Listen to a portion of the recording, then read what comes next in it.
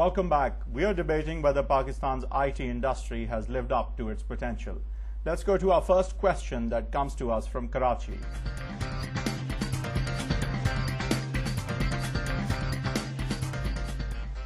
Many experts from the industry complain that the universities and academic institutions are not able to produce graduates who can harness the current trends of the markets. But doesn't this show the short-sightedness of the industry and the lack of a long-term plan? Shouldn't we follow some trends to their logical conclusions rather than trying to follow all trends? I'll start with you, Dr. Matin.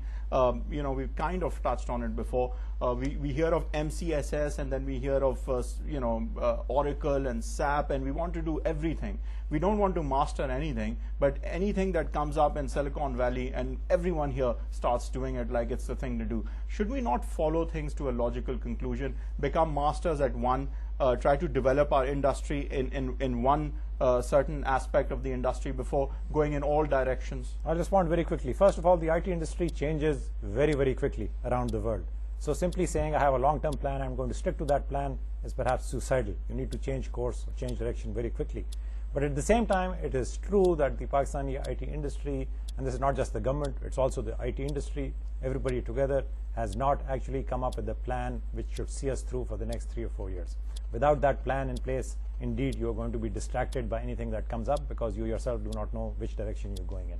Right. Well, you admit the herd effect. That's your 30 seconds. And how do you respond to him? Also keeping in view the folly of the government of not giving direction to this industry. How do you respond to that? I'll agree. The government does not have a strategic plan, but nor does the private sector, right? So it's all dependent on. Very quickly, do you think this is the government's duty to give direction to a private industry?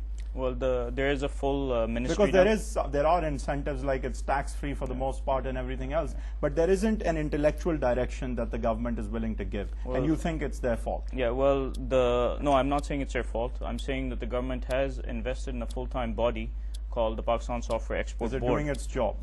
The Pakistan Software Export Board is fairly new.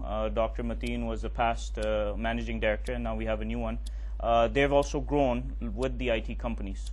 And they have lobbied strongly. Well, I'll give you another 30 seconds to complete They have lobbied strongly for the industry for incentives, and I think they're doing a reasonably good job. Then you have Pakistan Association of Software Houses, PASHA, which is also trying. But to address the trends, Pakistani IT solutions are based on market demand. And Cisco is a very good example. Cisco in Pakistan has grown, I think, year on year above 30% during the last 3 years. Market demand for networking services in Pakistan is high. You mentioned Oracle and SAP. The market demand for ERP is very high. Right. For operating systems. That's your 30 seconds, and how do you respond?